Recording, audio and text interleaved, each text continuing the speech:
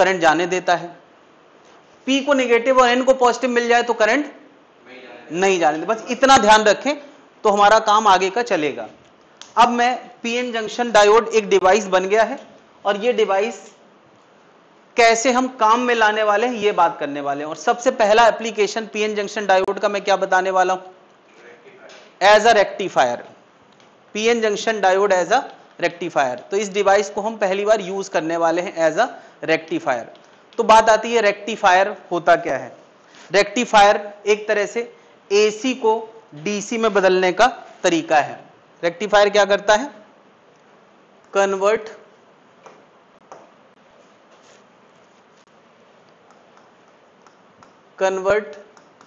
AC DC सुना है, battery जो हमारे घर में होती है वो कौन सा करंट देती है, डीसी। और जो घर पे बिजली आती है सप्लाई से, तो कन्वर्ट एसी टू डीसी। पहले तो ये समझें, एसी का मतलब होता है कि अगर किसी इनपुट जगह पे बैटरी इस तरह की है, कभी पॉजिटिव फ्लक्चुएशन कभी निगेटिव, ऊपर नीचे दोनों वोल्टेज होगी तो वो कौन सा है, और ऊपर ऊपर रहे तो डीसी है।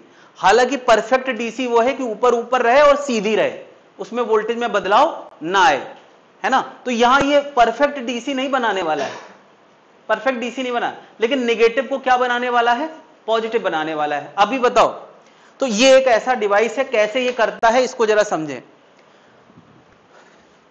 इसका डिवाइस से कोई लेन देन नहीं, ये एक ट्रांसफार्मर है जो यहां की बिजली को यहां पहुंचाता है, ठीक है। ये ट्रांसफार्मर अक्सर दिखा दिया जाता है डायग्राम में। इस ए और बी एंड पे यहां से यहां बिजली ट्रांसफर हो रही है, और बिजली क्या मतलब है कि कभी करंट को ऊपर चलाने की कोशिश, कभी नीचे चलाने की कोशिश। ये फ्लक्चुएशन क्या बता रहा है कि कभी यहां पॉजिटिव यहां निगेटिव, ये पॉजिटिव बता रहा है, ठीक है। और निगेटिव क्या बता रहा है, निगेटिव बता रहा है कि जब ये साइकिल चलेगी तो इधर क्या होगा, निगेटिव, और इधर क्या होगा, पॉजिटिव। और वो भी बदलता हुआ, क्योंकि ये फिक्स वैल्यू नहीं है, ऊपर गई फिर नीचे आई, इसका मतलब बदलता हुआ एसी है ये, कभी पॉजिटिव कभी। जब इसकी पॉजिटिव साइकिल ये वाली चल रही होगी, ये निगेटिव साइकिल है और ये क्या है, पॉजिटिव साइकिल है। मुझे जरा बताओ, जब इसकी पॉजिटिव साइकिल चल रही होगी तो ये डायोड को वायर की तरह एक्ट करना चाहिए या इंसुलेटर की तरह, वायर की तरह। भैया ये प्लस ये माइनस, तो क्या डायोड की कोशिश करंट ऐसे फ्लो कराने की है तो ये अपने रास्ते करंट जाने देगा या नहीं। भाई जब ये नीला वाला पोर्शन चल रहा होगा तब इस रास्ते करंट जाएगा, और वजह यह है कि हमने इसके P को पॉजिटिव दिया है और N को क्या दिया है, देखो यहां से दूर से निगेटिव कनेक्टेड है कि नहीं। सोचो यहां एक बल्ब लगा है, मैं इजी बता रहा हूं, बल्ब लगा है, ये बल्ब ऑन होगा या नहीं होगा, होगा। और जिस अंदाज में बैटरी का फ्लक्चुएशन यहां चल रहा है उसी अंदाज में बल्ब की रोशनी भी फ्लक्चुएट करेगी, अगर हम इतना स्लो मोशन में देख पाए। हालांकि इतना स्लो मोशन में कोई देख नहीं पाता। तो मैंने यहां पे बल्ब के वोल्टेज को आउटपुट के तौर पे दिखाया है। ऐसे सोचो, बल्ब की रोशनी को आउटपुट के तौर पे दिखाया है, तो क्या जिस अंदाज में इसका वोल्टेज बढ़ेगा घटेगा उसी अंदाज में आउटपुट का भी वोल्टेज बढ़े या घटेगा। क्या ये बात समझ में आ रही है ना। अब मैंने कहा कि सोचो, अब निगेटिव साइकिल चल रही है, यानी इस समय ये वाला पोर्शन निगेटिव है और ये पोर्शन, इसको बोलते हैं फर्स्ट हाफ साइकिल। अब क्या चल रही है, सेकेंड हाफ साइकिल। तो फर्स्ट हाफ में ये डायोड एक्टिव था या इनएक्टिव, तो फर्स्ट हाफ में यानी ये पॉजिटिव साइकिल जब चल रही थी, पॉजिटिव साइकिल, तो ये डिवाइस कैसा था, एक्टिव। तो करंट क्या बताओ, आउटपुट हाई आएगा, आउटपुट हाई आएगा। ये बात समझ में आ रही है। सेकेंड हाफ साइकिल में क्या होगा, जब वो नेगेटिव साइकिल चल रही है तब क्या होगा, इनएक्टिव। ये बात समझ में आ रही है क्या। जब यहां माइनस और यहां प्लस होगा, तो मैंने अभी अभी बताया डायोड में अगर N को नेगेटिव मिले, P को पॉजिटिव मिले, सॉरी N को P को नेगेटिव मिले और N को पॉजिटिव मिले, तो वो कैसे बिहेव करता है, ये बीच के रास्ते से करंट को पास नहीं करने देगा। और नहीं करने देगा तो बताओ इस बल्ब में रोशनी होगी या नहीं होगी। भाई बल्ब क्या है, उसके थ्रू करंट फ्लो करेगा तो रोशनी होगी, नहीं तो नहीं होगी। तो मैं कह सकता हूं इस समय आउटपुट 0 होगा। ये मैंने दिखाया है डॉट करके, लेकिन ये है नहीं। पहले हाफ में आउटपुट आएगा और दूसरे हाफ में आउटपुट नहीं होगा, और नहीं होगा जीरो हाइट से दिखाया जाता है, नहीं होगा जीरो हाइट से दिखाया। फिर मुझे बताओ अब इसके बाद फिर से कौन सी साइकिल चलेगी, पॉजिटिव, तो आउटपुट आएगा कि नहीं आएगा। फिर बताओ जरा, फिर निगेटिव साइकिल चलेगी, तब आउटपुट आएगा कि नहीं आएगा, हाँ नहीं आएगा। फिर ये निगेटिव चलेगी तो नहीं आएगा। तो कब कब डायोड एक्टिव है, जब पॉजिटिव साइकिल चल रही, कब कब डायोड इनएक्टिव है, नहीं। तो क्या मैं कह सकता हूं एसी ये था, ये एसी सिग्नल था और आउटपुट कैसा है, डीसी है। क्या इनपुट सिग्नल अगर एसी था तो डीसी सिग्नल आउटपुट के तौर पे कैसा आया है, डीसी आया कि नहीं। पहले सिग्नल एसी था और बाद में कैसा है, डीसी। नजर आ रहा है, यानी पहले ये वोल्टेज प्लस भी जाता था माइनस भी जाता था, अब ये वोल्टेज केवल और केवल प्लस प्लस जा रहा है ना। तो क्या मैं कह सकता हूं the output is DC. Input कैसा था एसी, आउटपुट कैसा है डीसी। अब एक और बात बताओ, सोचो यार एक सेकेंड में इसका एक साइकिल किसको कहोगे, एक साइकिल मतलब जो चीज बार बार रिपीट करे, एक साइकिल। सोचो यार ये वोल्टेज टाइम का ग्राफ है, तो इतने टाइम में एक साइकिल पूरी हो रही है, इतने टाइम में दो साइकिल पूरी हुई, तो ऐसा इसका कुछ टाइम पीरियड, बहुत कम टाइम पीरियड होता है आमतौर पे। तो क्या ऐसी साइकिल इसकी बार बार इसमें आ रही हैं और आउटपुट में आधी साइकिल आती है आधी नहीं आती है, नहीं है। मैं अगर कहूं कि ऐसी साइकिल एक सेकंड में 50 बार इसमें एंटर करती हैं, तो इसमें आउटपुट में 25 लूप आएंगे, लेकिन 25 जगह पे जीरो भी तो आएगा।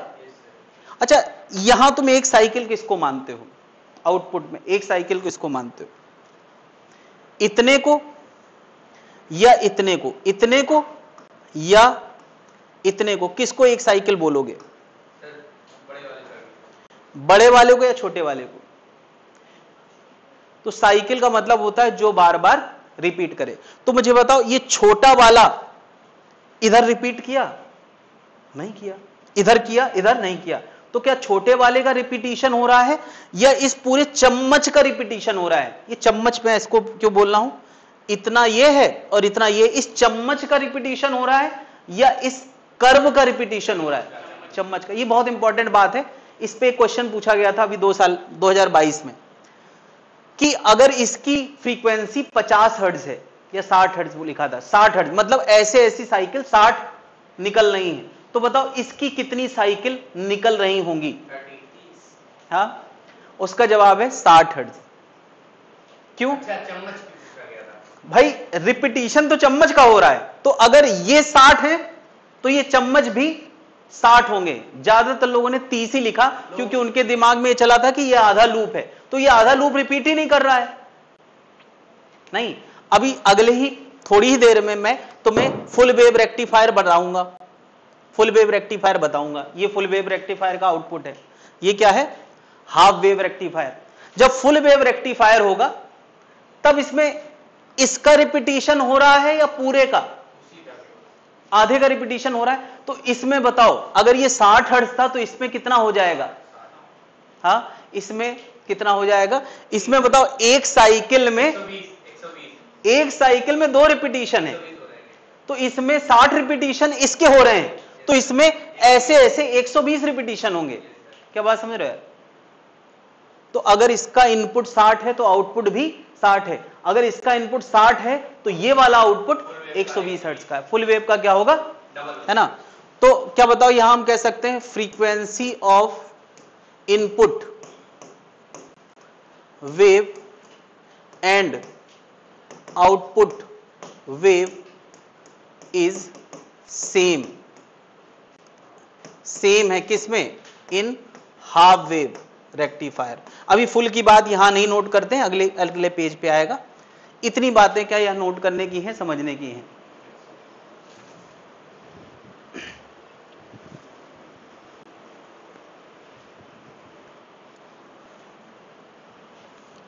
ये न्यू जो है फ्रीक्वेंसी का सिंबल है। अगर मैं कहता हूं न्यू इनपुट 60 हर्ट्ज है तो क्या बताओ न्यू आउटपुट भी 60 हर्ट्ज होगा कि नहीं, बस ये मैं बता रहा हूं। इनपुट 60 है तो आउटपुट भी 60 हर्ट्ज होगा। और कारण क्या है, यहां इसका रिपीटिशन हो रहा है और यहां इस चम्मच का रिपीटिशन हो रहा है।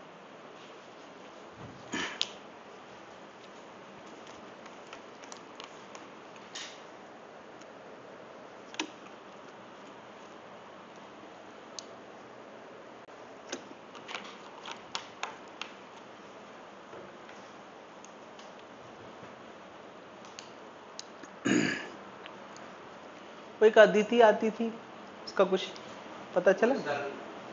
नहीं, रिपीटिशन क्या मतलब उसका? नहीं तो पेपर कैसा हुआ इस बार? बस छोड़ दिया था उसने लास्ट आते आते। स्कूल की तैयारी करने लगी थी क्या? पता नहीं, सीबीएसई बोर्ड वाले यही तो दिक्कत किए थे, मेरे खुद बुला लिए थे, बता रहे प्रैक्टिकल बना वरना नंबर नहीं मिले, फिर भी काट दिए नंबर। वो फिर स्कूल जाने लगी थी। वो सही थी पढ़ने में, लेकिन वही है कि लगातार लगे रहना पड़ता है इसके लिए। महीने 2 महीने बाद उसको समझ में आएगा फिजिक्स जो है ऑनलाइन हो नहीं पाएगा। फिजिक्स में ऑनलाइन में फील आता है, समझ में कुछ नहीं आता, अच्छा लगता है। हाँ सब आता है। हाँ, मगर क्वेश्चन करने की बारी आएगी तो हमने कराते ही नहीं, सामने खुद करने लगे तो करो करो 2 बार बोला, उसके बाद खुद स्टार्ट कर देंगे। हाँ, ये बात। तो उसमें टाइम बर्बाद कोई क्यों करेगा, फालतू का वीडियो रुकता है और घर से करके लाने वाला कोई झंझट ही नहीं है। कोई चेक नहीं कर रहा है, कोई बता नहीं रहा है, तो वो बच्चा कर सकता है जिसको फोन के बारे में कुछ आती ही नहीं है, कभी फोन चला ही ना हो, डायरेक्ट ऑनलाइन में सीधा एजुकेशन के पर्पस से आया, वो एक बात कर सकता है, क्योंकि मान लो उसकी पढ़ने की आदत होगी, वरना जो भी फोन का यूज करता वो नहीं कर पाएगा। और फिजिक्स बायो तो चलो एक बार मान लीजिए। हाँ, फिजिक्स बड़ा मुश्किल है।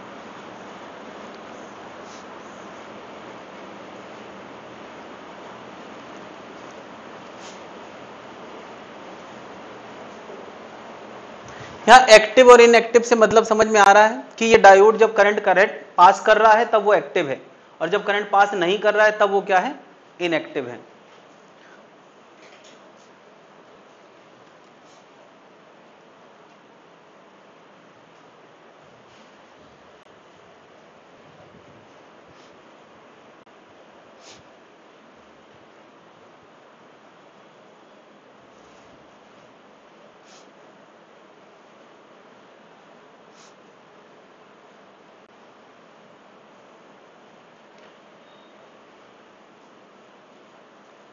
रिमोट रख दो, नीचे बैठो।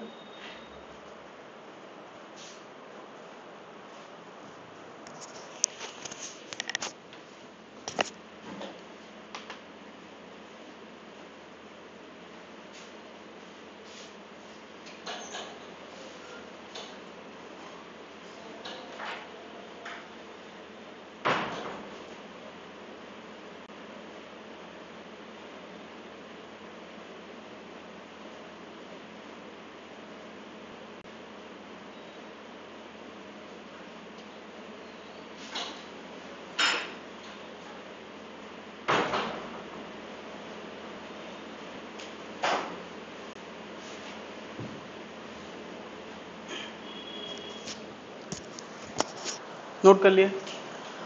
अगला क्या है, फुल वेव रेक्टिफायर।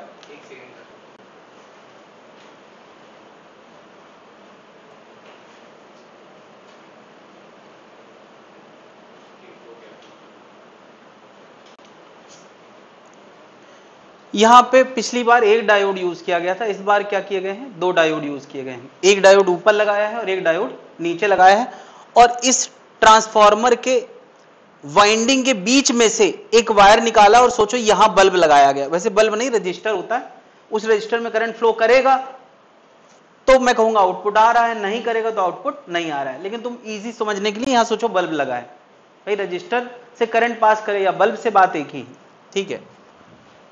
अब मैं कह रहा हूं कि हमने इस बल्ब के इधर पे एक वोल्ट मीटर लगाया है जो बताएगा वोल्टेज इससे पास कर रहा है, करंट इससे पास कर रहा है कि नहीं कर रहा है। बेसिकली करंट पास करेगा तो इसके अक्रॉस वोल्टेज आएगा, नहीं तो नहीं आएगा। तो हम इसके अक्रॉस वोल्टेज नाप रहे हैं, उसको वी आउटपुट कह रहे हैं, है ना। और इधर जो इनपुट आ रहा है वो वोल्टेज मैंने यहां दिखाया है, ये हमारा क्या है, इनपुट वोल्टेज।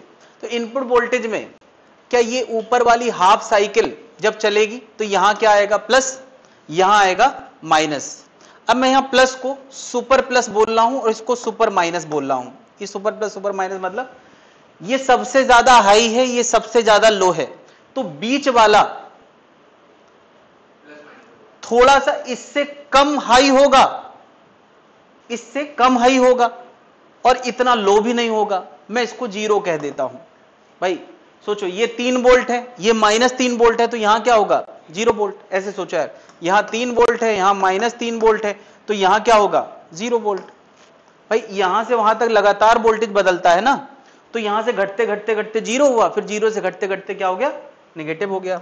अब मैं कह रहा हूं कि अभी क्या है, पहली first half cycle, first positive half cycle जब चल रही होगी, तो इन दो में से कौन सा डायोड एक्टिव होगा, है ना। D1 will be active. क्यों, ये प्लस ये कम प्लस, तो यहां से यहां करंट फ्लो करना चाहता है, ये अलाउ कर देगा। अच्छा ये कम प्लस ये नेगेटिव, तो बता यार P को क्या मिल गया, N को क्या मिल गया, उससे ज्यादा 0, 0 भी उससे पॉजिटिव है, तो ये एक्टिव होगा या इनएक्टिव। तो मैं कहूंगा D2 विल बी इनएक्टिव। तो बताओ करंट पास करेगा या नहीं, मेरा क्वेश्चन है बल्ब जलेगा या नहीं, जलेगा। पता है किस रास्ते बल्ब जलेगा, यहां से आएगा और फिर इस रास्ते कम वाले में चला जाएगा। भाई इधर पॉजिटिव से नेगेटिव ढूंढता हुआ चला जाएगा। क्या इस रास्ते कोई करंट इस वक्त होगा, नहीं होगा, इस वक्त कोई करंट नहीं होगा। क्या समझ रहे हैं, तो D1 एक्टिव होगा, उसके रास्ते करंट जाएगा और आउटपुट आएगा, ये उसका आउटपुट है। क्या बात समझ में आ रही है। अब जरा देखते हैं सेकेंड हाफ साइकिल, मैं इसको रेड से दिखा देता हूं। सेकेंड निगेटिव हाफ साइकिल, बताओ। अच्छा इस निगेटिव हाफ साइकिल में ये पॉजिटिव है इस समय और ये क्या है निगेटिव है, सुपर निगेटिव सुपर पॉजिटिव, इसको मैं क्या कहता हूं 0। बताओ यार कौन सा डायोड एक्टिव होगा। भाई ये 0 ये नेगेटिव, तो P को नेगेटिव मिल गया, P को मिलना कैसा चाहिए था पॉजिटिव, तो मैं कह रहा हूं कि D1 विल बी इनएक्टिव। मैंने डायोड के नाम रख दिए D1 D2 और कुछ नहीं है, बस ये समझने के लिए है। D2 कैसा होगा, विल बी एक्टिव, ये क्या होगा एक्टिव। तो क्या इस रास्ते करंट जाएगा और यहां से पास करेगा, बल्ब जलेगा कि नहीं, जलेगा। और अच्छी बात यह है कि पिछली बार भी इधर ही करंट था, यानी यहां हाई होगा, करंट हमेशा हाई से लो चलता है, और इस बार भी यही करंट है, हाई यही होगा। इसका मतलब इसके अक्रॉस जो वोल्टेज है वो इधर उधर फ्लक्चुएट नहीं कर रहा है, इसी तरफ प्लस हर बार रहता है। इसका मतलब इसके आउटपुट पॉजिटिव का भी पॉजिटिव है, नेगेटिव का भी पॉजिटिव है, यानी इसका आउटपुट हर बार कैसा रहता है पॉजिटिव रहता है। तो बताओ ये हाफ वेव हो गया या फुल वेव रेक्टिफायर, यानी पहले आधी वेव पास करता था, अब पूरी वेव पास करता है, यानी पास पूरा कर रहा है, मगर उसको उसने एसी से क्या बना दिया है डीसी। अब मैं कहूंगा इसका टाइम पीरियड, चलो टाइम पीरियड में बात करते हैं, इसका टाइम पीरियड टी था, तो इसके रिपीटिशन का टाइम पीरियड कितना है टी है क्या, नहीं, इसके रिपीटिशन का टाइम पीरियड T/2 है, क्योंकि इसकी साइकिल इसी को बोल सकते हैं, यही रिपीट कर रहा है बार बार। तो बताओ अच्छा इनपुट फ्रीक्वेंसी,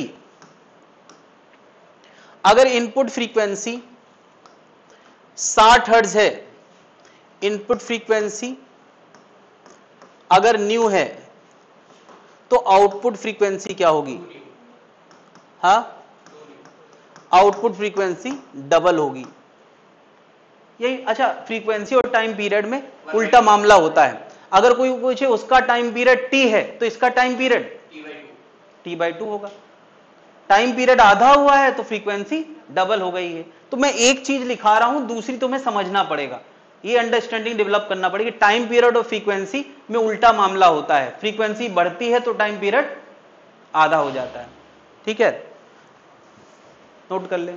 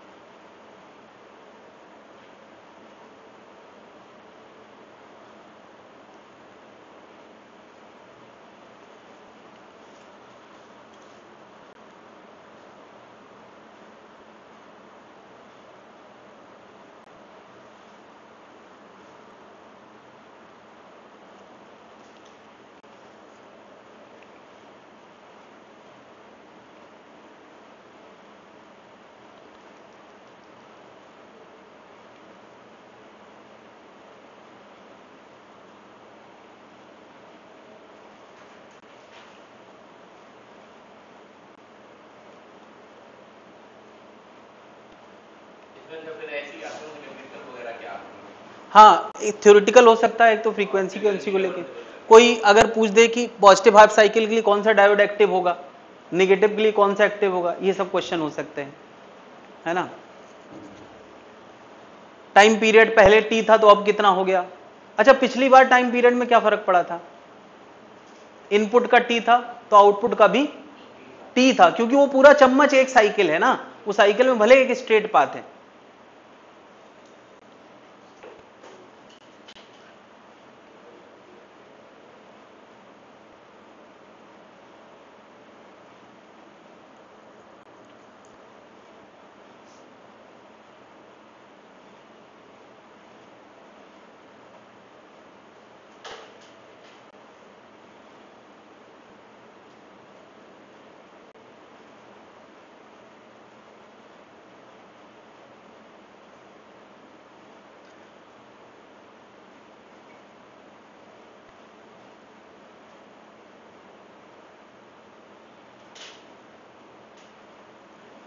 तो ये रेक्टिफायर क्लियर हो गया है, आगे बढ़ सकते हैं। तो हमने एक एप्लीकेशन कर लिया है, डायोड एज रेक्टिफायर। अब हम लोग करने वाले हैं डायोड, एक स्पेशल केस, डायोड अलग तरह से बनाया गया। हम लोग डायोड में एक बात कर रहे थे कि हम लोग बैटरी उसके अक्रॉस जो इलेक्ट्रिक फील्ड है वो इतनी ज्यादा भी नहीं बढ़ाते हैं कि डायोड का ब्रेकडाउन हो जाए। हम लोगों ने दो बातें करी थी, फॉरवर्ड बायसिंग और फॉरवर्ड बायसिंग तो नॉर्मल है, कोई दिक्कत नहीं, उसमें डिफ्यूजन बढ़ाने का प्रयास होता है। अंदर की बातें याद करो। फॉरवर्ड बायसिंग मतलब कि इलेक्ट्रॉन को पार करने में मदद करना, रिवर्स बायसिंग मतलब इलेक्ट्रॉन को पार करना मुश्किल हो जाएगा। अब क्या होगा, माइनॉरिटी कैरियर इधर से उधर जाते हैं नहीं, और दूसरी संभावना क्या है कि बॉन्ड भी टूट सकते हैं। अगर हम इलेक्ट्रिक फील्ड हद से ज्यादा बढ़ा देते थे तो क्या होता था, अगर रिवर्स बायसिंग में इलेक्ट्रिक फील्ड हद से ज्यादा बढ़ा देते थे तब क्या होता था, हाँ, बहुत हैवी करंट। मैं कैरेक्टरिस्टिक दिखा रहा हूं, हम लोगों ने जब डायोड पढ़ा था तो डायोड की कैरेक्टरिस्टिक मैंने दिखाई थी कि रिवर्स बायसिंग में यहां जो इलेक्ट्रिक फील्ड होती है वो बहुत स्ट्रांग हो जाती है, ये जो इलेक्ट्रिक फील्ड होती है वो बहुत स्ट्रांग हो जाती है ना। और इतनी स्ट्रांग इलेक्ट्रिक फील्ड क्या कर सकती है, अंदर के रीजन में, इलेक्ट्रिक फील्ड के रीजन में इलेक्ट्रॉन और होल को अलग कर सकती है, यानी एटम को तोड़ देगी। एटम के अंदर के बॉन्ड जो इलेक्ट्रॉन है उनको तोड़ देगी। और जब बॉन्ड के इलेक्ट्रॉन टूटते हैं, तो इलेक्ट्रॉन होल दोनों निकलते हैं, इलेक्ट्रॉन निकलेगा तो खाली जगह भी बनेगी। तो होल कहां जाता है, अपने घर, इलेक्ट्रॉन कहां जाता है, अपने घर। और उस केस में जो करंट फ्लो करता है उसको हम क्या बोलते थे, ड्रिफ्ट करंट। क्या था, डिफ्यूजन में ऐसा नहीं होता है, अपने घर नहीं होता है, वो भीड़ से दूसरी जगह जाना चाहता है, शांति ढूंढता है कि हमारे जैसे लोग नहीं चाहिए, अपोजिट, वो डिफ्यूजन होता है। और यहां क्या होता है, अपने घर वापस जाते हैं, ठीक है। तो क्या डिफ्यूजन करंट रिवर्स बायसिंग में आता है, और फील्ड अगर हद से ज्यादा हो जाए तो बॉन्ड ब्रेकिंग बहुत तेज हो जाती है, तो रिवर्स बायसिंग करंट एकदम से बहुत तेज बढ़ता है।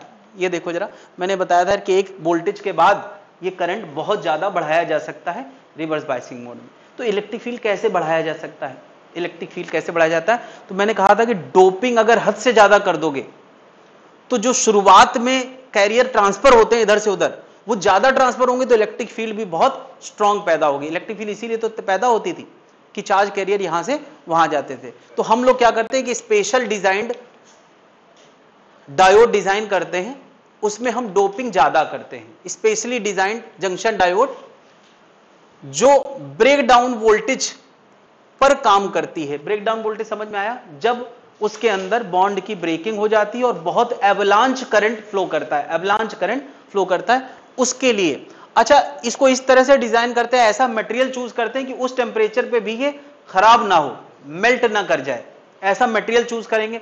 डोपिंग कैसी रखते हैं, डोपिंग, इसको जो नशा किया जाएगा वो हाई होगी, है ना, और थर्मल स्टेबिलिटी अच्छी होना चाहिए, गुड थर्मल स्टेबिलिटी होना चाहिए। ऐसा मटेरियल चूज करके हम डायोड बन, है ये डायोड ही, लेकिन क्योंकि पर्पज अलग है तो हमने उसको अलग तरह से डिजाइन किया और अलग सिंबल भी दिया है। क्या हमारे डायोड का सिंबल कैसा होता था, ऐसा होता था, ये क्या है, नॉर्मल डायोड। इसमें अगर हमने ऐसा Z जैसा बना दिया है, Z कैसा होता है, ऐसे होता है Z, तो ये क्या बन गया, जेनर डायोड। डायोड का स्पेशल केस ही क्या होता है, जेनर डायोड। तो ये सिंबल उसका रिप्रेजेंटेशन है। अब बात आती है कि ठीक है, मान लिया ऐसा कोई डिवाइस है तो उसको हम यूज कैसे करते हैं। पहले इतनी बात नोट कर लें, मैं इसका यूज समझाऊंगा। थोड़ा सा इसमें करंट इलेक्ट्रिसिटी कॉन्सेप्ट है।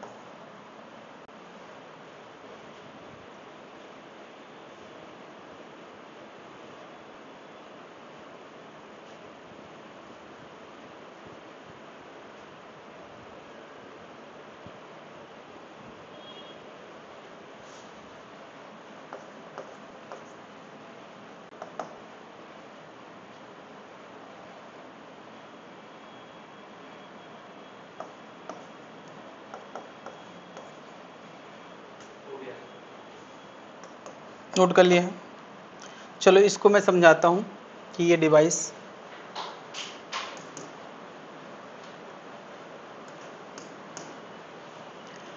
कैसे काम कर रहा है। ये जेनर डायोड को यूज करने वाला सर्किट डायग्राम है। यानी जेनर ऐसे फंसाया गया है, एक रेजिस्टेंस इधर लगाया है, एक रेजिस्टेंस इधर लगाया गया है। जिस रेजिस्टेंस के थ्रू आउटपुट लिया जाता है, वोल्ट मीटर लगा के आउटपुट लिया जाता है, उसको हम बोलते हैं लोड रेजिस्टेंस, आर लोड।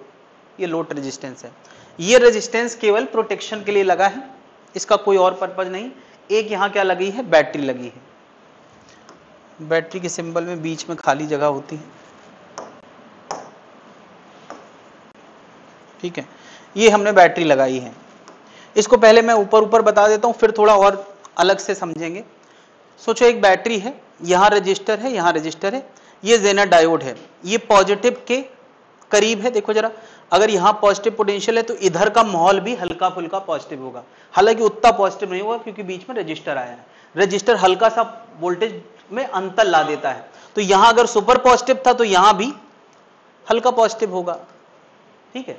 तो यहां सुपर पॉजिटिव है तो यहां हल्का पॉजिटिव है, यहां सुपर निगेटिव है तो यहां भी सुपर निगेटिव होगा, हल्का नहीं सुपर, सीधे सीधे कनेक्टेड है। ये पूरा वायर एक जैसे कनेक्टेड है तो एक जैसा पोटेंशियल है। अब मुझे बताओ इस जेनर डायोड में फॉरवर्ड बायसिंग है या रिवर्स बायसिंग? रिवर्स बायसिंग, इतना सबको समझ में आ रहा है। अब रिवर्स बायसिंग भी दो तरह की होती है, कम रिवर्स बायसिंग या बहुत हद से ज्यादा रिवर्स बायसिंग, है ना। हद से ज्यादा रिवर्स बायसिंग मतलब कि जैसे मैं कह रहा था कि ये जो हमने कैरेक्टरिस्टिक ग्राफ पढ़ा है, तो क्या ये जो उसका वोल्टेज होता है, ये जो वोल्टेज होता है, ये हद से ज्यादा वाला वोल्टेज है। अगर इतना वोल्टेज आ गया तो समझ लो बस अब ये वोल्टेज में हल्का फुल्का भी, इसमें वोल्टेज में ज्यादा अंतर नहीं आएगा लेकिन करंट में बहुत ज्यादा अंतर आएगा। मैंने उसको एक समझने के लिए 20 वोल्ट मान लिया है, 20 वोल्ट मान लिया मैंने। अभी मैं इसमें लेटर से 10 वोल्ट क्रिएट किया हूं, 10 वोल्ट। तो बताओ ये जेनर डायोड अपने रास्ते करंट जाने देगा या नहीं? मेरा क्वेश्चन है, जाने देगा या नहीं? नहीं जाने देगा। भाई रिवर्स बायसिंग में तो ओपन सर्किट की तरह होता है, नहीं, तो ये ओपन सर्किट होगा, यानी इस रास्ते पे हमने हटा दिया है, जेनर ही हटा दिया है। और सिंपल यहां से बैटरी लगी, ये रेजिस्टेंस, तो क्या सर्किट में करंट फ्लो करेगा कि नहीं? बताओ करंट कोई बता सकता है कितना होगा? I बराबर 2 एम्पियर। तो तुमने कैसे निकाला? I बराबर V 10 डिवाइड बाई दोनों रेजिस्टेंस को जोड़ दिया है। यही चीज मैंने यहां लिखी है, किसी को समझ में आए? V जब VZ से कम है, VZ मतलब ब्रेकडाउन से कम है, तो करंट होगा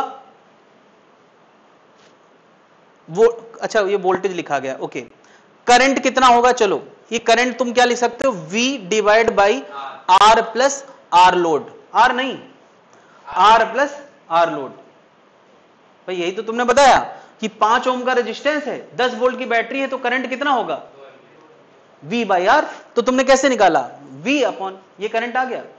अब मुझे बताओ ये करंट इससे भी पास करेगा और यही करंट यहां से भी पास करेगा। मैं केवल इसका वोल्टेज पूछूं, इसका आउटपुट वोल्टेज पूछूं, तो वो होगा V बराबर I इंटू ये वाला R। भाई I तो हमें पता चल गया, लेकिन अगर कोई पूछे ये वोल्टेज कितना होगा, तो तुम लिखोगे I जो अभी निकाला है, तुमने I इतना ही तो लिखा है, ये I है, और R लोड उसमें मल्टीप्लाई कर दिया, तो क्या ये उसका आउटपुट वोल्टेज होगा कि नहीं? फिर से समझ लें, जब पूरे सर्किट का करंट निकालना था तो वोल्टेज अपॉन पूरा रेजिस्टेंस डाला। अब मान लिया ये आ गया, ये करंट आ गया, तो इसके साथ, इस करंट के साथ ये R मल्टीप्लाई करोगे तो इसी का वोल्टेज तो आएगा। तो आउटपुट वोल्टेज क्या हो गया? Current into resistance.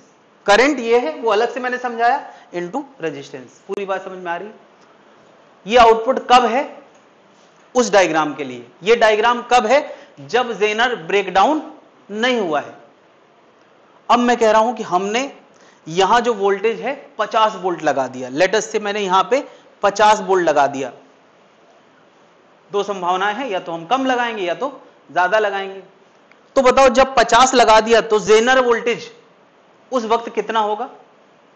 Jenner voltage तो एक लिमिट से ज्यादा जा ही नहीं सकता। मान लिया इसकी लिमिट 20 वोल्ट की है, तो इस समय जेनर वोल्टेज कितना होगा? 20 वोल्ट होगा। ध्यान देना, ये 50 है और इसमें वोल्टेज कितना आया है? 20 वोल्ट, है ना। मैं पूछूं आउटपुट वोल्टेज कितना होगा? तो जो जेनर का वोल्टेज होगा वही लोड का वोल्टेज होगा। पैरेलल में लगे हैं तो जो इसका वोल्टेज वही इसका वोल्टेज, वही आउटपुट वोल्टेज, यानी V आउटपुट इस समय कितना होगा? जेनर वोल्टेज के बराबर।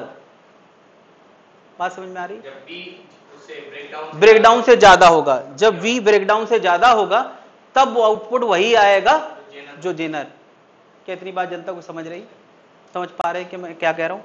अब जरा देखें, पिछली बार क्या था? एक ही लूप था, इस बार एक लूप ये है और एक लूप ये है। तो कई बार पूछा जाता है इस समय लोड पे करंट कितना है। अगर कोई पूछे इस समय लोड करंट कितना है, लोड करंट, तो कैसे निकालोगे? लोड करंट कैसे निकालोगे? बताओ लोड का वोल्टेज कितना है? लोड का वोल्टेज 20 है, 50 नहीं है। कितना है? 20 है। तो हम लिखेंगे VZ बराबर I इंटू R लोड। तो इस समय करंट लोड का कितना है? I load, VZ by RL। ये क्वेश्चन पूछा जा सकता है क्या कि लोड का करंट बताओ। और क्या पूछा जा सकता है? ये IL हो गया। ये बगल वाले में करंट पूछा जा सकता है, तो बगल वाले में करंट कितना होगा? जरा देखो, यहां 50 है, यहां 20 है, तो इसके अक्रॉस 30 का ड्रॉप हुआ होगा। यहां 50 है सुपर, यहां 20 है, तो इसका मतलब यहां के बीच में फासला कितना है? 30 का। तो हम क्या लगा देंगे? वहां लगा देंगे 30 इक्वल टू, चलो मैं यही बताता हूं, ये करंट लाने के लिए क्या करना है? 30 बराबर I इंटू R, जो मैंने 2 ओम दिखाया है। तो क्या इसका करंट कितना आ गया? 15 एम्पियर। मैं एग्जाम्पल के साथ इसलिए बता रहा हूं ताकि समझ में आए। चलो इसका भी आंसर निकाल लेते हैं। 20 डिवाइड बाई कितना था इसका? 3, तो ये कुछ आ गया 6.67। अब मुझे बताओ यहां से कितना चल रहा है? 15, यहां से कितना जा रहा है? 6.67। तो बचा हुआ करंट कहां गया? कोई पूछे जेनर करंट बताओ, जेनर करंट यहां आ रहा है 15, यहां आया है लगभग 7, तो बचा हुआ 8 एम्पियर कहां से चला गया? भाई जेनर तो कितना भी करंट अब पास करा सकता है, क्यों? इसकी लिमिट पार हो गई है। तो कोई पूछे जेनर करंट कितना है? तो जेनर करंट कैसे निकालेंगे? 15 माइनस 6.67। मेरे ख्याल से ये एग्जाम्पल साथ में बनाओगे तभी बात क्लियर होगी। कितने क्वेश्चन हो सकते हैं इसमें? बहुत क्वेश्चन हो सकते हैं। एक तो जब जेनर के अंदर बात कर रहे हो तो बस एक ही क्वेश्चन हो सकता है, करंट बताओ। लेकिन जब जेनर ब्रेकडाउन हो चुका है तो सबसे पहली चीज तो तुरंत तुम्हारे में ब्रेकडाउन हो गया, तो इसका वोल्टेज फिक्स हो गया। कितना हो गया? जो उसकी लिमिट है 20 वोल्ट। आउटपुट वोल्टेज भी फिक्स हो गया, उनका आंसर तुम तुरंत लिख सकते हो। अब कोई पूछे नहीं इसका करंट बताओ, तो उसी आउटपुट से करंट निकाल लो। कोई पूछे नहीं इसका करंट बताओ, समझ गए? ये संभावनाएं हैं इस क्वेश्चन में, नोट कर ले।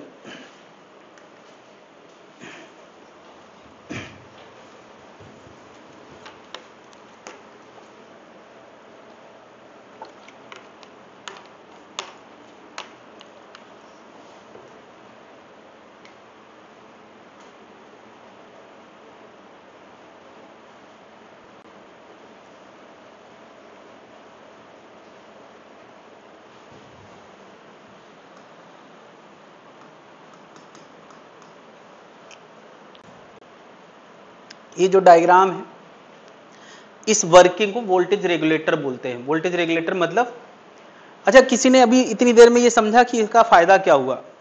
सोचो, हमने यहां पे एक बल्ब या कोई डिवाइस लगा रखा है जो 20 वोल्ट के लिए डिजाइन किया गया है, उससे ज्यादा में ये फूक जाएगा। तो हमने बगल में क्या लगा दिया? एक जेनर जो 20 तक लिमिट वाला है। तो बताओ क्या इसके अक्रॉस जो वोल्टेज आएगा वो 20 से ज्यादा नहीं आ सकता, क्योंकि 20 के बाद ये बढ़ने नहीं देगा। 20 से कम आ सकता है, 20 से कम तो हो सकता है, लेकिन उसकी मैक्सिमम लिमिट कितनी है? 20 है। तो ये हमेशा प्रोटेक्टेड रहेगा। जब भी हाई वोल्टेज आएगा तो इस पे लोड लेने की जरूरत, वो वोल्टेज यहां का बढ़ने लगेगा। ये इसका फायदा है।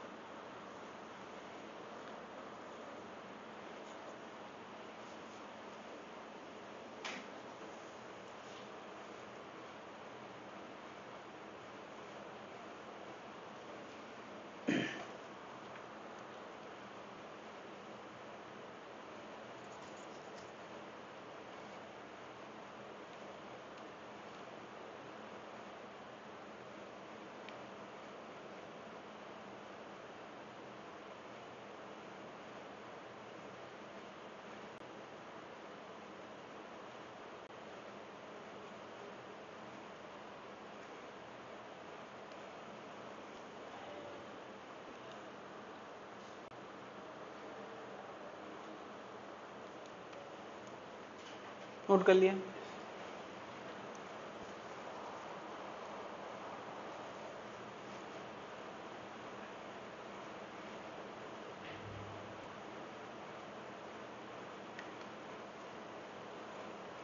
ये पूरी वर्किंग समझ में आ गई है? क्या क्या संभावनाएं पूछे जाने की?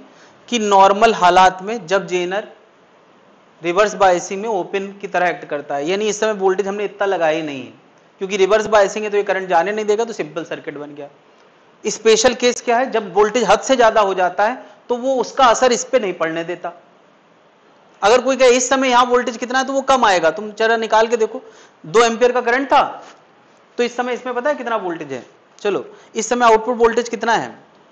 इस समय आउटपुट वोल्टेज है 2 एम्पियर का करंट है और 3 ओम का रेजिस्टेंस है, तो मात्र कितना है? 6 वोल्ट। तो इस समय बताओ लोड को 6 ही वोल्ट मिल रहा है, और इस समय कितना मिल रहा है? 50 लगाया तो 20 मिला, 100 लगा दे तो भी इसको क्या मिलेगा? 20 मिलेगा। तो ये डिवाइस प्रोटेक्ट हो गया। इसको 20 से ज्यादा नहीं मिलेगा, कम मिल सकता है। क्या बात समझ रहे? यानी गलती से तुम इसको ज्यादा वोल्टेज दे बैठो तो उस डिवाइस को कोई खतरा नहीं है। अभी समझ आया यार कि डिवाइस का यूज क्या है, कैसे सर्किट काम कर रहे हैं, और ऐसी रिक्वायरमेंट कभी ना कभी पड़ती है कि हम डिवाइस को प्रोटेक्ट करना चाहते हैं। तो कोई बात नहीं, एक जेनर डायोड बगल में लगा दो, बस उसकी रेटिंग क्या होना चाहिए? जो डिवाइस की मैक्सिमम लिमिट हो बस उतनी रेटिंग होना चाहिए। बात समझ में आ गई? तो एक तो हम लोगों ने रेक्टिफायर पढ़ लिया, जेनर उसका नॉर्मल जंक्शन डायोड की वर्किंग। दूसरा हमने स्पेशल केस जेनर डायोड पढ़ लिया। अब 3 और डिवाइस हम लोग पढ़ने वाले हैं जिनका संबंध लाइट से है। या तो वो लाइट निकालता है या तो लाइट खाता है ना, इसलिए हम लोग उसको बोलते हैं ऑप्टो इलेक्ट्रॉनिक डिवाइस। या तो वो लाइट निकालता है या तो लाइट एब्जॉर्ब करता है, इसलिए हम उसको बोलते हैं ऑप्टो। ऑप्टो ऑप्टिक्स से बना है। ऑप्टिक्स किस में क्या डिस्कशन चलता है? ऑप्टिक्स में हम लोग लाइट का डिस्कशन करते हैं। तो अब 3 तरह के ऑप्टो इलेक्ट्रॉनिक डिवाइस हम पढ़ने वाले। फोटोडायोड, फोटोडायोड कह सकते हैं रिमोट वगैरह की वर्किंग में काम आता है, ट्रांसमीटर रिसीवर वाला काम करता है। बेसिकली हमको इसको कहना चाहिए रिसीवर का काम करता है, जो सेंस कर लेगा कि कहीं लाइट आ रही है या नहीं आ रही, इस चीज को सेंस करता है। लाइट एमिटिंग डायोड एलईडी, वो क्या करता है? लाइट निकालता है। ये लाइट रिसीव करता है और ये लाइट निकालता है। और सोलर सेल ये बिजली जनरेट करता है लाइट खा के। लाइट खाता है, बिजली जनरेट करता है। ठीक है, तो सोलर सेल सबको पता है, सोलर सेल पैनल्स में लगा रहता है। लाइट एमिटिंग डायोड जितने भी बल्ब हैं आज के समय पे जो आ रहे हैं एलईडी, वो बल्ब, और जितने भी ये टीवी पैनल स्क्रीन होते हैं ये सब क्या है? एलईडी हैं। और फोटो डायोड ये रिसीवर का, रिमोट में हमने ट्रांसमिट की लाइट एनर्जी, वो एक तरह से एलईडी हो गया। यानी रिमोट के ऊपर लगा रहता है वो एलईडी होता है, नॉन विजिबल रीजन की एलईडी होती है, वो विजिबल नहीं होती, वो एलईडी है। और जो टीवी में लगा होगा रिसीव करने के लिए, वो फोटो डायोड होगा। जैसे मैं रिमोट यहां लगाता हूं, इस रिमोट से टेम्परेचर बदलता हूं, तो इस रिमोट में क्या लगा है? एलईडी। वो लाइट निकाल रहा है, तुमको हमें दिखाई तो दे नहीं रही। तो लाइट केवल दिखाई देने वाली ही नहीं होती है, लाइट उसको हम इलेक्ट्रोमैग्नेटिक वेव बोलते हैं, उस रीजन की ये लाइट निकालता है। और उसमें क्या लगा है? रिसीवर, जो उस लाइट को पहचान लेता है। क्या बात समझ पा रहे हैं? तो ये 3 तरह की बातें हम लोग करने वाले हैं। फोटो डायोड क्या करता है? डिटेक्ट लाइट सिग्नल, एक तरह से ये रिसीवर का काम करता है। एलईडी क्या करता है? ये ट्रांसमीटर का काम करता है। और क्या काम करता है? और लाइट जनरेशन का काम करता है, यानी ये बिजली खा के लाइट देता है। Light emitting diode. Solar cell क्या करता है? Generate current, current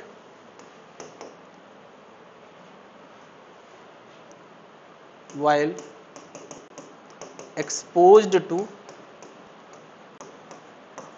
light. जब हम इसको लाइट में रखेंगे तो क्या करेगा? करंट देगा।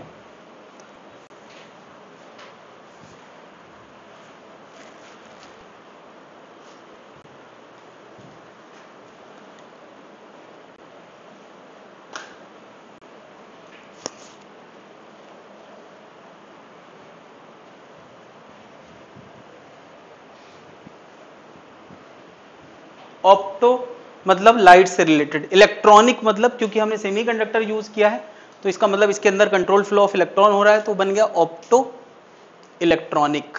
कंट्रोल फ्लो ऑफ इलेक्ट्रॉन और लाइट का सहारा लेके ये डिवाइस बनाए गए हैं। तो नाम क्लियर है, opto electronic.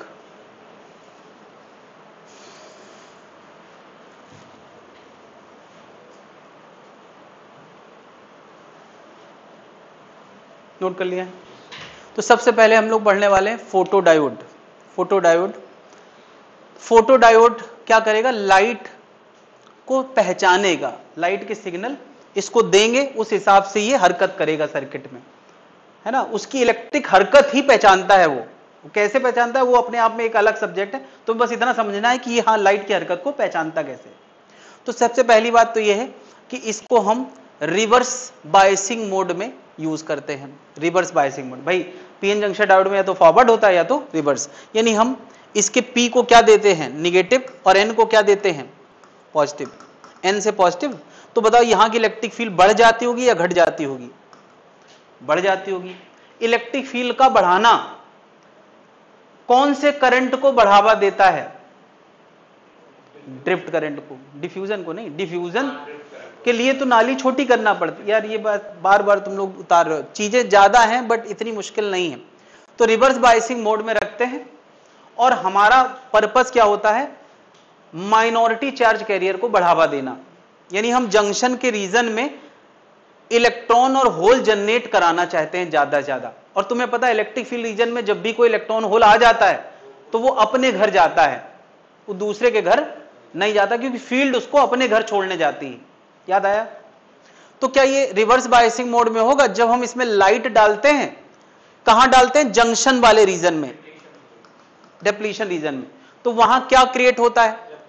Electron hole pair generate होता है, और ये इलेक्ट्रॉन होल पेयर क्या करता है? ड्रिफ्ट करंट को बढ़ावा देता है, ड्रिफ्ट करंट को बढ़ावा देता है। जरा देखो इसका जो मैंने ग्राफ बनाया है, तुम याद करो, जब हम दो तरह के ग्राफ पढ़ते थे, फॉरवर्ड रीजन वाले और रिवर्स रीजन वाले।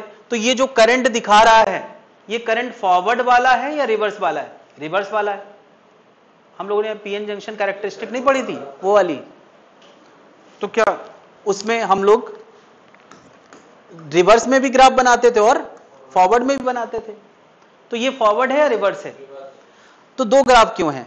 अरे यार, ये लाइट की सर्टेन मात्रा पर ग्राफ बनाया गया है, और ये लाइट की ज्यादा मात्रा पे ग्राफ। यानी हल्की लाइट डालेंगे तो हल्का करंट आएगा, ज्यादा लाइट डालेंगे तो ज्यादा करंट आएगा। तो फिर ये करंट बदल क्यों रहा है? मान लिया हमने कुछ लाइट डाली है, तो इतना और इतना एक डॉट होना चाहिए ग्राफ में, इतने सारे ग्राफ चल क्यों रहा है? क्यों? क्योंकि रिवर्स बायसिंग वोल्टेज का भी तो फर्क है। अगर हम वोल्टेज बढ़ाएंगे तो करंट में थोड़ा थोड़ा अंतर आएगा। बात समझ गए? तो ये डिवाइस रिवर्स बायसिंग मोड में काम करता है, डिफ्यूजन नहीं, ड्रिफ्ट करंट का रोल होता है। और ये क्या लाइट के सिग्नल को पहचानता है? कैसे पहचानता है? कम सिग्नल तो कम करंट, ज्यादा आई इंटेंसिटी। ये देखो आई का मतलब इंटेंसिटी है यहां पे, है ना? ये इंटेंसिटी का मतलब होता है लाइट कितनी डाली, कम लाइट कम करंट, ज्यादा लाइट ज्यादा करंट। क्या इतनी बात समझ में आ गई? तो इसका मतलब ये डिवाइस, अब इस डिवाइस में जितना लाइट डालोगे सर्किट में करंट का मात्रा उतना कम, या तो क्या मैं कह सकता हूं ये लाइट पहचान के करंट दे रही है। यानी लाइट की हरकत किस में बदल जा रही है? करंट में। कम लाइट अलग, यानी लाइट बदल बदल के डालोगे तो करंट भी बदल बदल के आएगा। तो वो पहचान लेता है कि इस करंट का मतलब है ऑन करना है, इस करंट का मतलब है ऑफ करना है, वो डिवाइस पहचान जाता है। क्या थोड़ा थोड़ा समझ आ रहा है कि ये गैजेट्स कैसे काम करते हैं? हर जगह ये इलेक्ट्रिकल सिग्नल से ही चल रहा है सब कुछ। पूरी बात समझ में आ गई? नोट कर ले।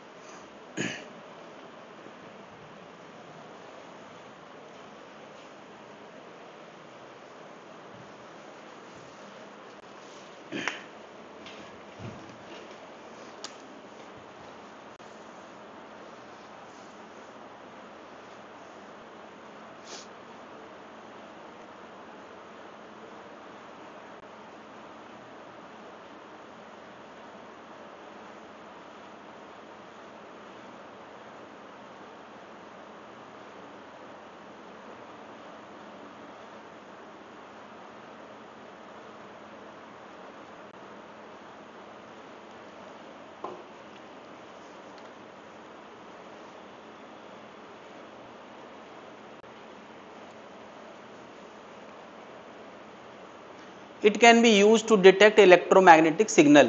और ये काम किसका होता है? सिग्नल को पहचानना ये रिसीवर का काम होता है। एक होता है ट्रांसमीटर जो सिग्नल जनरेट करता है, और एक होता है रिसीवर जो सिग्नल को पहचानता है। तो ये पहचानने वाला है या छोड़ने वाला है? पहचानने वाला है। इसी को हम लोग बोलते हैं receiver.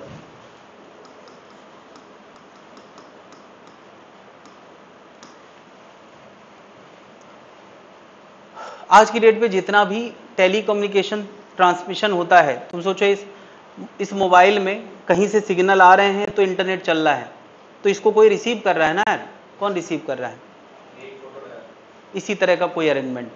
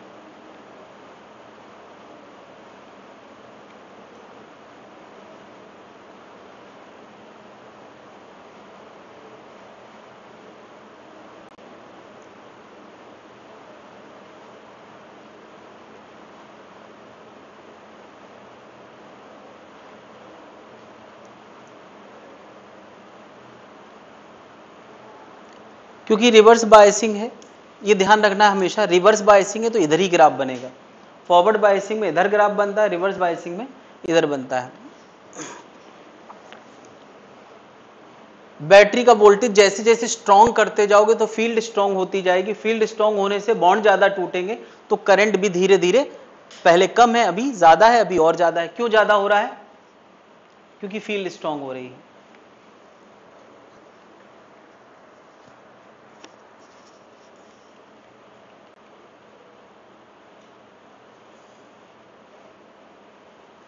For given amount of radiation, photo current can be increased by changing the reverse biasing voltage। जैसे जैसे वोल्टेज बदलोगे वैसे वैसे करंट भी बदलता जाएगा। ये सारी लाइनें क्लियर हैं? किसी स्टेप पे कोई दिक्कत? आगे बढ़ सकते हैं।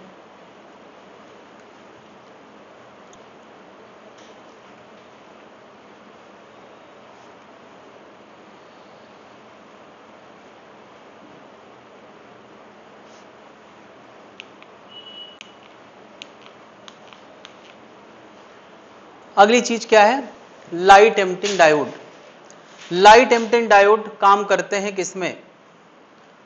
फॉरवर्ड बायसिंग मोड में। फॉरवर्ड बायसिंग मतलब कि हम उस दायरे को, जो इलेक्ट्रिक फील्ड का दायरा होता है, उसका असर कम करते हैं। कम करने से क्या होता है? डिफ्यूजन करंट बढ़ता है। यानी भारी मात्रा में ये जो इलेक्ट्रॉन इस इलेक्ट्रिक फील्ड रीजन को पार करने की तलाश में बैठे थे, क्या वो इलेक्ट्रॉन इस रीजन को पार करने में सक्षम हो जाएंगे? नहीं, इलेक्ट्रॉन होल भी पार करेंगे। और पार करने से कौन सा करंट बढ़ता है? Diffusion current. यानी क्या P को हम पॉजिटिव दें और N को हम क्या दें? नेगेटिव, तो क्या सर्किट में इस डायरेक्शन में करंट बोला जाएगा, है ना? ठीक है, चलो करंट फ्लो करने से हुआ क्या? अगर मैं इस डिवाइस में करंट को बढ़ावा दूंगा तो क्या ये मेजॉरिटी चार्ज कैरियर किस जगह पे चले जाएंगे? माइनॉरिटी जगह पे। अच्छा, मटेरियल के अंदर एक खास बात होती है कि वो अपने वो कैरियर की संख्या को बहुत ज्यादा बदलने नहीं देता। अगर कोई चीज बड़ी है तो भी उसको मैनेज करता है, घटी है तो भी उसको मैनेज करता है। तो सोचो, अचानक से यहां के इलेक्ट्रॉन यहां बहुत मात्रा में चले जाएंगे, हालांकि ये कंडक्शन इलेक्ट्रॉन है, तो यहां पर क्या ज्यादा है? होल। होल किस लेवल के होते हैं एनर्जी वाइज? तुम्हें याद है यार? बैलेंस बैंड, कंडक्शन बैंड, याद है? होल्स बैलेंस बैंड के होते हैं और इलेक्ट्रॉन कंडक्शन बैंड के होते हैं। होल भी ज्यादा है और अभी अभी नाले पार करके जो इलेक्ट्रॉन आए वो भी ज्यादा है। तो अब क्या दोनों ज्यादा उस मटेरियल में नहीं रह सकते? मटेरियल क्या करता है? उन इलेक्ट्रॉन को होल वाली जगह पे फिट कर देता है ताकि कैरियर की संख्या में ज्यादा फर्क ना पड़े। तो ऐसी स्थिति में जब होल भी ज्यादा, इलेक्ट्रॉन भी ज्यादा होने लगते हैं तो इलेक्ट्रॉन होल की जगह पे बैठ जाते हैं। तो यार अब बात आती कि भाई गरीबों की झोपड़ी में तो गरीब बैठते थे, ये कंडक्शन इलेक्ट्रॉन है और झोपड़ी गरीबों वाली है, वो बैठेगा तो उसको अपनी औकात में आना पड़ेगा। कैसे? अगर वो इलेक्ट्रॉन अपनी एनर्जी लूज कर दे तो वो गरीब इलेक्ट्रॉन हो जाएगा, बॉन्डिंग वाला, तभी वो कायदे का उस झोपड़ी में रहने लायक होगा। यानी एक अमीर अपनी सारी दौलत लुटा दे तभी तो झोपड़ी पे रहेगा। तो उसकी दौलत है क्या? इलेक्ट्रॉन की दौलत उसकी एनर्जी है। वो रैंडम मोशन कर रहा है, उसके अंदर एनर्जी है। कब तक? जब तक वो फ्री है। जब वो बॉन्डिंग में आ गया तो इसने एनर्जी छोड़ दी। एनर्जी छोड़ दी तो यार वो मटेरियल से बाहर निकलेगी। अब वो एनर्जी या तो विजिबल रीजन की होगी तो दिखाई देगी, नॉन विजिबल रीजन की होगी तो दिखाई नहीं देगी, लेकिन निकलेगी तो ही, वो फोटोग्राफिक प्लेट पे असर डालेगी। यानी मैं कह सकता हूं कि इस मटेरियल से, इस एक पीएन जंक्शन डायोड से लाइट निकल सकती है। कैसे निकल सकती है? इलेक्ट्रॉन अपनी एनर्जी लूज करके जब होल की जगह पे बैठेगा तो अपनी एनर्जी छोड़ेगा। अब वो एनर्जी हम प्लान कर सकते हैं। हम प्लान कर सकते हैं कि किसी मटेरियल का बैंड गैप मैं बता दूं 1.8 इलेक्ट्रॉन वोल्ट से 3 इलेक्ट्रॉन वोल्ट तक विजिबल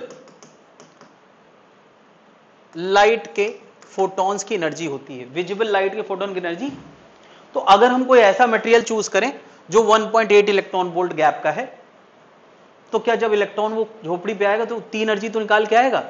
और 1.8 इलेक्ट्रॉन वोल्ट रेड कलर की होती है, तो इससे क्या निकलेगा फिर? रेड कलर की लाइट। अगर 1.3 के आसपास निकला, वायलेट निकल आएगा। अगर ऐसा कोई मटेरियल हम चूज करें। और अगर 1.8 ना होके मान लिया 1.2 है, तो वो निकालेगा तो इंफ्रारेड निकालेगा, वो दिखाई नहीं देगा। वही रिमोट कम्युनिकेशन में काम आता है। इसका मतलब सारा खेल अंदर चल रहा है कि मेजॉरिटी चार्ज कैरियर माइनॉरिटी वाली जगह पे जमा हो जाते हैं। जब भीड़ बढ़ने लगती है तो उनको बिठाया जाता है झोपड़ी पे, और बिठाया जाता है तो वो क्या निकालता है? एनर्जी। एनर्जी कैसी निकालना ये हम मटेरियल चूज करेंगे, उससे बनेगा। हम बैंड गैप ऐसा मटेरियल का चूज करेंगे जो रेड कलर का हो तो रेड एलईडी बन जाएगी, ब्लू कलर का हो तो ब्लू एलईडी बन जाएगी, ग्रीन कलर का हो तो, यानी हम अपने मन से मटेरियल चूज कर करके कैसा भी एलईडी बना सकते हैं। और हर एलईडी का यही तरीका है। क्या समझ में आ रही बात? क्या चल रहा है? इसी का मतलब व्हाइट कलर का मतलब है कि इसमें सारे कलर हैं तो मिक्स होके निकल रहा है ना। तो पहली बात तो मैंने कहा ये कैसा है, फॉरवर्ड बायसिंग मोड में काम करता है। भाई फॉरवर्ड बायसिंग में तो मेजॉरिटी चलता है ना। Diffused electron goes to P side and recombine with the hole. इसका मतलब कंडक्शन इलेक्ट्रॉन झोपड़ी में बैठता है, और एनर्जी डिफरेंस जो इलेक्ट्रॉन की होती है कंडक्शन और वैलेंस लेवल के बीच में, बल्कि लेवल की जगह बैंड कह सकते हैं, के बीच में, वो इलेक्ट्रोमैग्नेटिक रेडिएशन के फॉर्म में निकलती है। तो सब चीज इलेक्ट्रोमैग्नेटिक रेडिएशन, लाइट भी तो इलेक्ट्रोमैग्नेटिक रेडिएशन है। If energy is suitable the radiation will be visible, यानी वो हमें दिखाई देगा, यानी लाइट बाहर निकलेगी तो वो लाइट डायोड बन गया, है ना। कुछ मैंने नाम दिए हैं मटेरियल के, गैलियम आर्सेनाइड, इनका 1.4 इलेक्ट्रॉन वोल्ट के आसपास बैंड गैप होता है, उससे उसके आसपास, तो ये रेड एलईडी बनाने का काम आता है। कुछ ना कुछ बदलते होंगे शायद, इसमें कुछ ना कुछ बदलाव करते होंगे। गैलियम आर्सेनाइड, गैलियम फास्फाइड, ये सब यूज होते हैं। किसके लिए है? ओके, नहीं नहीं, ये रेड के लिए नहीं है।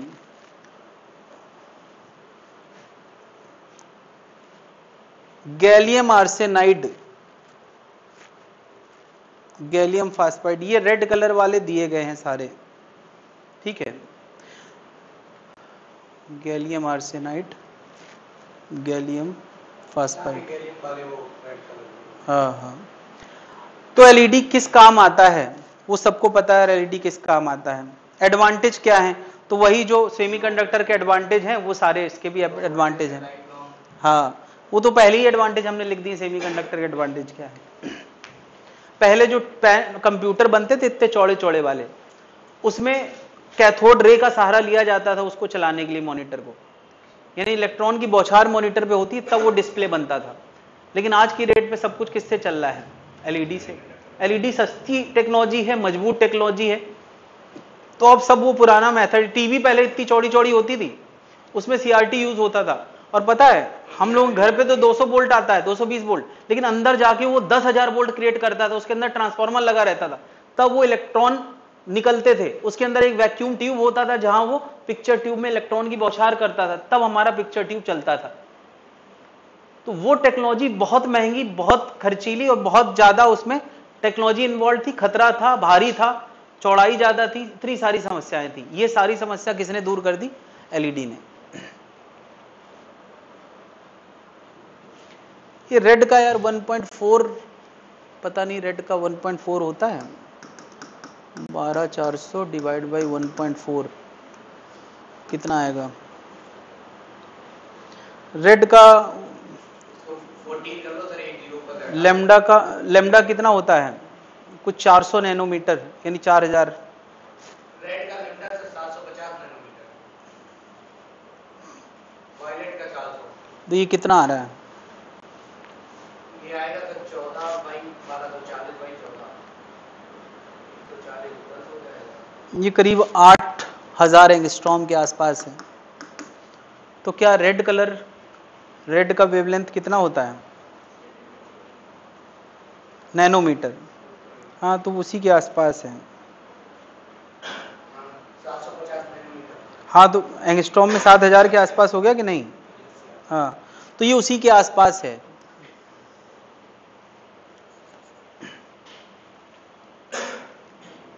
अब इसमें भी यार कोई न्यूमेरिकल बनाना चाहे तो कह सकता है कि बैंड गैप इतना है तो किस वेवलेंथ की एनर्जी निकलेगी, तो वही SC बाई लेमडा वाला। तो नया कुछ है नहीं इसमें, लैंग्वेज समझना है।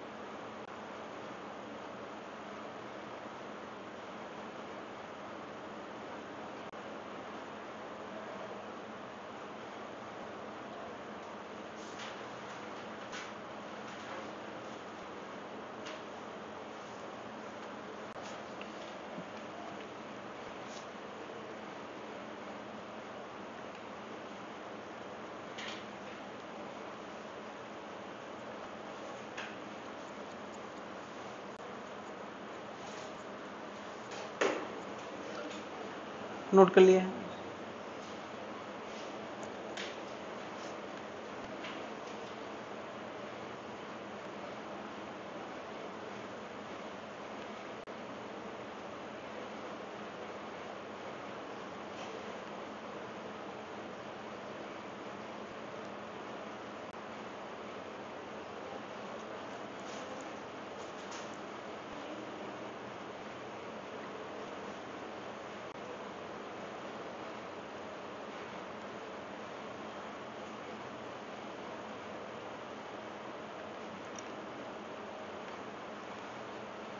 तो पहले फोटो डायोड हो गया जो रिसीवर का काम करता है, अब एलईडी हो गया जो क्या करता है, ट्रांसमीटर का काम करता है। तो ट्रांसमीटर रिसीवर दोनों हो गए। अगली चीज क्या आने वाली है सोलर सेल, कि वो बिना ऑपरेटिंग वोल्टेज के भी करंट दे सके। क्या इन दोनों में ऑपरेटिंग वोल्टेज लगाया गया है कि नहीं? लगाया गया है। एक में रिवर्स बायसिंग और एक में फॉरवर्ड बायसिंग। तो सोलर सेल तो ऐसी चीज है कि उसमें हम वोल्टेज ना भी लगाएं तो करंट मिले, तभी तो फायदा है। अगर हम पास बैटरी होती तो हम सोलर सेल यूज क्यों करते? यानी उसमें हम कोई रिवर्स बायसिंग वोल्टेज नहीं लगाने वाले। सोलर सेल का फोटो इलेक्ट्रिक इफेक्ट में बनता था नहीं तो फ्री बनती शुरू हो गया। यार, फोटो इलेक्ट्रिक इफेक्ट, वो तुरंत के तुरंत में होगा। सोलर फोटो इलेक्ट्रिक इफेक्ट में इलेक्ट्रॉन डाले जाते हैं। तो मैं कह सकता हूं उसमें लाइट डाली जाती है तो इलेक्ट्रॉन निकलते हैं, तो इलेक्ट्रॉन निकलते हैं। इसमें ऐसा नहीं है, लाइट डाली जाती है तो करंट फ्लो करता है, इलेक्ट्रॉन बाहर नहीं निकलते स्पेस में, इलेक्ट्रॉन फ्लो करते हैं अंदर, उसमें काइनेटिक एनर्जी के साथ बाहर निकल जाता है, उसमें बाहर निकल जाते हैं। तो ये वो चीज नहीं है। फोटो इलेक्ट्रिक इफेक्ट अलग है, सोलर सेल अलग है। सोलर सेल का पर्पस क्या है कि लाइट डाल के करंट चलाना, और उसका पर्पस क्या है, लाइट डाल के इलेक्ट्रॉन को मेटल से बाहर निकाल देना। तो फोटो इलेक्ट्रिक इफेक्ट का यूज कहां होता है? फोटो इलेक्ट्रिक इफेक्ट एक घटना है, इसका कोई यूज थोड़ी है। इससे पहली बार ये एक्सप्लेन हो पाया था कि लाइट फोटोन है। उस घटना से ये पता चला कि लाइट अगर इलेक्ट्रॉन को निकाल रही है, इसका मतलब लाइट के अंदर मोमेंटम है, वही निकाल सकता है। हाँ, तो ये पहली बार फोटो इलेक्ट्रिक इफेक्ट ऑब्जर्वेशन है, उसका कोई एप्लीकेशन नहीं है। लेकिन सोलर सेल तो बहुत काम की चीज है। नोट कर लिया भाई?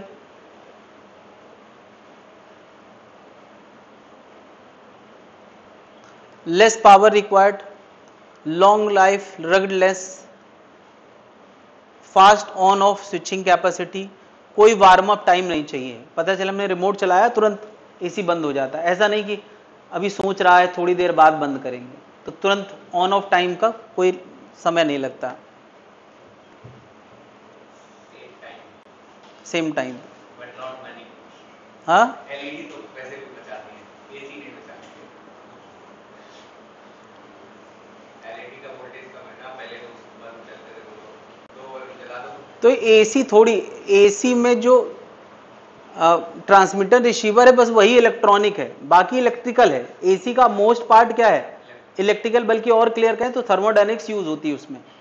एसी में कंप्रेसर होता है, वो थर्मोडायनेमिक्स पे बेस्ड है। उसके अंदर एक लिक्विड होता है जिसको बार बार कंप्रेस एक्सपैंड करते हैं, तो एक्सपैंड के वक्त गर्म हो जाता है, कंप्रेस के बाद हीट होता है, तो उसकी हीट बाहर निकाल दी जाती है, वो अलग चीज है। हम अभी बात करें केवल ट्रांसमीटर रिसीवर की। चलो अगली बात है solar cell. Solar cell again, ये हमारा सोलर सेल है, इसको हम रिवर्स बायसिंग मोड में यूज करने वाले हैं। बल्कि मुझे कहना चाहिए no biasing, sorry, reverse biasing नहीं, नो बायसिंग। क्यों? क्योंकि अगर हम वोल्टेज देने के काबिल होते, सोलर सेल से क्या पर्पस है, करंट हमको मिले। तो अगर हमारे पास बैटरी होती तो हम करंट लेते क्यों? सोलर सेल तो हम इसमें कोई ऑपरेटिंग बैटरी नहीं लगाते हैं, है ना। तो इसमें एक काम करना है हम लोगों को, जैसे अभी थोड़ा देर पहले हम लोगों ने फोटो डायोड पढ़ा था। फोटो डायोड में क्या होता था कि पीएन जंक्शन के जो जंक्शन के करीब लाइट डालते थे तो करंट मिलता था। इसमें भी हम जंक्शन के करीब लाइट पहुंचाना चाहते हैं, तो कौन सा करंट मिलता था, डिफ्यूजन या ड्रिफ्ट? हाँ, जंक्शन के करीब जब हम लाइट डालते हैं तो बॉन्ड टूटते हैं, इलेक्ट्रॉन होल पेयर जनरेट होता है, तो कौन सा करंट मिलता है, ड्रिफ्ट करंट मिलता है। ये बात समझ रहे हैं? तो हम इसमें क्या कर रहे हैं कि जहां पीएन जंक्शन है, ये जंक्शन है, वहां लाइट पहुंचाना चाहते हैं, तो अब उसके लिए करना क्या पड़ेगा कि पहली बात तो नीचे वाला मेटेलिक कॉन्टेक्ट याद है ना, डिवाइस को चलाने के लिए यहां मेटल का कॉन्टेक्ट बनाया जाता है, तो नीचे एक मेटल का कॉन्टेक्ट पूरा प्लेट बना देंगे। ऊपर भी मेटल का कॉन्टेक्ट बनाया जाता है, लेकिन वो त्रिशूल शेप का पतला सा बनाया जाता है ना। नीचे पी टाइप है, ऊपर चलो ये पी टाइप है, ये एन टाइप है, लेटर से ये पी टाइप है, ये एन टाइप है, और हम चाहते हैं कि लाइट जो है बीच वाले रीजन में पड़े, जंक्शन के करीब। तो हम क्या करते हैं कि ऊपर एक्सपोज्ड रखते हैं इसको, इसमें हम मेटल की पूरी कवरिंग नहीं करते हैं, क्योंकि कवरिंग कर देंगे तो लाइट उसको पार। दूसरा, इसका जो पी टाइप है ये पतला रखेंगे ताकि उसको पार करके लाइट कहां चली जाए, जंक्शन के करीब चली जाए। अब जंक्शन के करीब लाइट जाएगी तो क्या होगा, कौन सा करंट बढ़ेगा, ड्रिफ्ट करंट बढ़ेगा, ड्रिफ्ट करंट बढ़ेगा। यानी हम इस पीएन जंक्शन के इधर कोई एमीटर लगा दे तो तुम देखोगे कि इस एमीटर में करंट की हरकत होगी। कब, लाइट डालने पे हरकत होगी, लाइट डालना बंद करेंगे तो नहीं होगी। क्यों, क्योंकि उस समय ड्रिफ्ट और डिफ्यूजन बराबर होंगे। आमतौर पे ड्रिफ्ट और डिफ्यूजन क्या होता है, बराबर, लेकिन जब तुम लाइट डालोगे तो अचानक से कौन सा करंट बढ़ जाएगा, ड्रिफ्ट करंट। ड्रिफ्ट करंट बढ़ेगा तो एमीटर में हरकत होगी नहीं। अब मान लिया मैं इसका ग्राफ बनाना चाहूं तो बताओ, इधर वाले रीजन में बनना चाहिए, नीचे वाले रीजन में बनना चाहिए। लेकिन अब एक और समस्या है, हमें बैटरी तो लगाना नहीं है, यानी वोल्टेज ना हम आगे कर सकते हैं ना पीछे कर सकते हैं, तो जीरो वोल्टेज पे ग्राफ मिलना चाहिए। तो जीरो वोल्टेज पे तो एक ही ग्राफ मिलेगा, तो हमने इसका ग्राफ अगर बनाना चाहे तो बस एक डॉट रख देंगे, बस एक डॉट रख देंगे। लेकिन करंट को अगर कोई एक्सपेरिमेंट करना चाहता है, मतलब इसमें एक बैटरी लगा के करंट को कम ज्यादा करना चाहे तो कर सकता है। कैसे कर सकता है, तो अगर वो कर देगा पर करंट कम हो जाएगा ना पी साइड में, अगर इसमें बैटरी फेवर में लगा दी जाए करंट कम कर देगा ड्रिफ्ट करंट। तो वो करंट को कम कर देगा। फेवर में लगाएंगे तो ये डिफ्यूजन को बढ़ाएगा, तो ड्रिफ्ट अपने मन से आ रहा है, डिफ्यूजन ये ला रहा है, तो करंट क्या होने लगेगा, कम होने लगेगा। यानी अगर कोई जबरदस्ती खिलवाड़ करके वोल्टेज लगाएगा तो फायदा नहीं होगा, नुकसान हो जाएगा। करंट पहले ज्यादा था, फिर करते करते क्या हो गया, जीरो।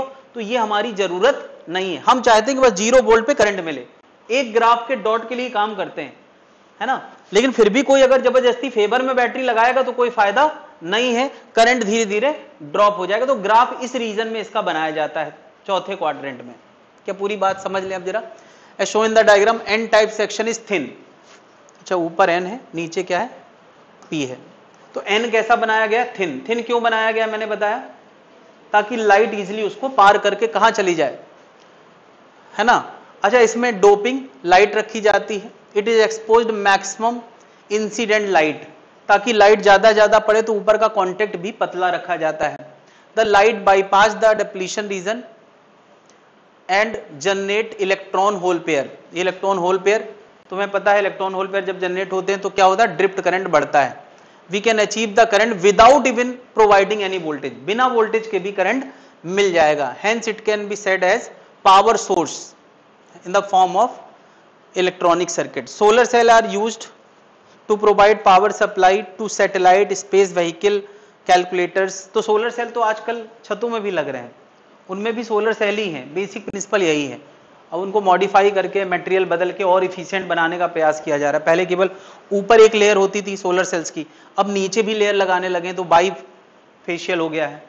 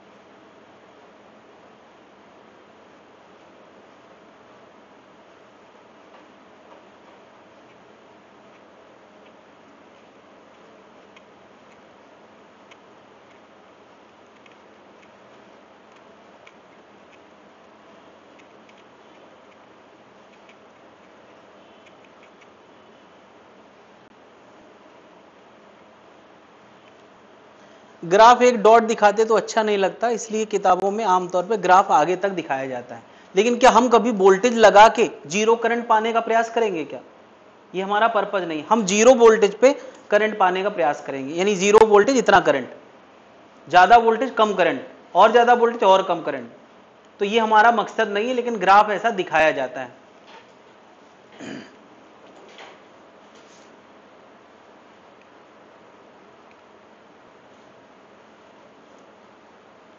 ये इसका एक्चुअल डायग्राम दिखाया गया, ये उसका ब्लॉक डायग्राम दिखाया। देखो इसको पतला दिखाया और इसको मोटा दिखाया। यहां से लाइट डालेंगे तो वो सीधे जंक्शन पे पड़ेगी और जंक्शन पे जाएगी तो ड्रिफ्ट करंट को बढ़ावा देगी। यही क्वेश्चन पूछा जा सकता है, बताओ सोलर सेल में ड्रिफ्ट करंट होता है या डिफ्यूजन करंट? क्या होता है? Drift current. तो इसका अमाउंट माइक्रो एम्पियर के लेवल का होगा या मिली एम्पियर के? माइक्रो एम्पियर, यानी बहुत कम। एक डिवाइस बहुत कम करंट देता है। हजारों लाखों डिवाइस एक इतने छोटे से पैनल में होते हैं, इतने छोटे से पैनल में हजारों डिवाइस होते हैं, मिल के करंट देते हैं। जब 1 लाख डिवाइस होंगे तब 1 एम्पियर का करंट आएगा। अब ऐसे ऐसे एक पैनल जो हमारा वो पूरा स्ट्रक्चर क्या है, उसके अंदर 50 पैनल होते हैं और हर पैनल में हजारों लाखों छोटे छोटे डिवाइस होते हैं, तब जाके वो पूरा काम करता है।